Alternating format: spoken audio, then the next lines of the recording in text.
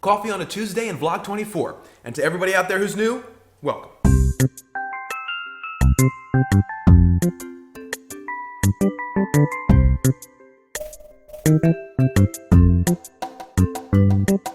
So, there was this Soviet astronomer called Nikolai Kardashev, and he devised a system for measuring the energy needs of a civilization on a very broad scale. It's called the Kardashev scale, and it breaks down like this. A Type 1 civilization is one that's harnessed the full power of the planet on which it lives, which is to say, a civilization that utilizes all the solar, wind, nuclear, etc. energy available to it on its home planet. This is measured using Earth as an example as 10 to the 16th watts. A Type 1 civilization can control the weather, it can manipulate basic matter, and its economy is global. Now, a Type 2 civilization is one that has harnessed all the power from its nearest star. When the planet's energy output becomes unequal to the needs of the civilization, that civilization will go right to the source and devise some method for collecting the energy from that giant fusion reactor, which is its parent star, measured using the sun as an example as 4 times 10 to the 26th watts. A Type 2 civilization is, for all intents and purposes, invincible. There is nothing known to physics, not even a supernova, which can destroy it. Now, a Type 3 civilization, and this is where it gets cool, is one that has harnessed all the power of its home galaxy, which is to say all the many billions of stars that comprise it, sort of like the Galactic Republic from Star Wars. Using our Milky Way as an example, this is measured at 4 times 10 to the 37th watts. And then there's us, human beings from the planet Earth. We are, drumroll please, a Type 0 civilization, which means that we still get the majority of our energy from dead plants. How long will it take for us to become Type 1? Michio Kaku, a physicist who you might have seen on every single Science Channel show, has predicted that we'll get there somewhere in the next 100 to 200 years, and Type 2 in the next 1,000. And we see the beginnings of that now. But there's a problem here, and it's out there in the stars, in our galaxy, the Milky Way galaxy, which has somewhere between 200 to 400 billion stars in it.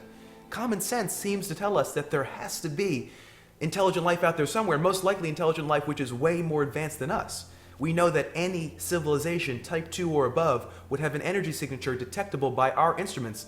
So the question has to be, why don't we see them? There are many possible answers to this question, but the one I find most compelling is the one most applicable to our situation here on Earth. Every intelligent species will go through the process of discovering the elements on the periodic table. They'll work systematically from hydrogen on up, and eventually they'll come to discovering element 92, known to us as uranium. This is a very special element. On Earth, it appears in a few isotopes, most commonly uranium-238. Now, this consists of 99.2% of all the uranium that's out there, but there's also uranium-235. Now, this consists of 0.72% of all that's out there, but it's much, much more valuable. See, when you bombard uranium-235 with a free neutron, you make uranium-236, a highly unstable atom. So unstable that it has to split into 2 lighter elements, krypton and barium, as well as 3 more free neutrons.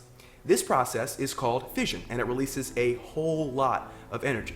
How much energy? Well, there's a handy equation for figuring that out. It's simply the mass times the speed of light squared. Thing is, it's very tricky to separate that uranium-235 from the uranium-238. It takes a lot of time and a lot of money. But if you can do it, that remaining uranium-235 is called enriched uranium. And if you have a good amount of it, well, then you've really hit the jackpot. Remember those 3 free neutrons coming off the original uranium-236 atom? Well, they're going to whiz away and bombard other uranium-235 atoms, turning them into 236s, which then split apart again and release 3 free neutrons each. Now, you can either control the speed of this chain reaction if you want to utilize the power for something like a city, or you can just let the reaction go as fast as it wants. And the result of this is...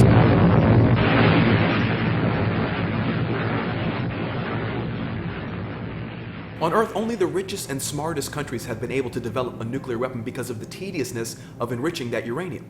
But just last month, it was discovered that the country of Iran has begun that process of enrichment, and successfully. Many people want Iran to stop enriching for fear that they're building a bomb. Iran says that's not what it's doing and that it won't stop, but people don't seem to believe them, though I don't have the slightest idea why. It's all very tense right now. But let me bring this back to my point. See, when an intelligent species learns to enrich uranium element 92, it all of a sudden gains the power to totally destroy its own environment. In other words, to destroy itself.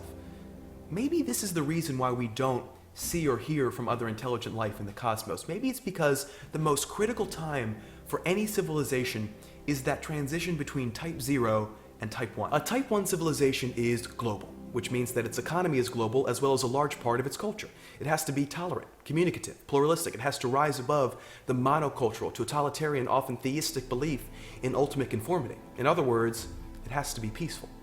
We can see that though we possess a lot of characteristics of a Type 1 civilization, we're not quite there yet. Totalitarianism still has its sanctuaries. It may very well be the case that there are dozens of Earth-like planets out there with extinct intelligent civilizations. Civilizations that failed to negotiate that transition between Type 0 and Type 1. Civilizations caught up in their own weaknesses. And if we make it, and one day far from now are flying around the galaxy and come across one that didn't, there's no doubt to me that we'll feel the profoundest sense of pity, because we would know that with a little bit of knowledge and empathy and courage, it could have gone the other way.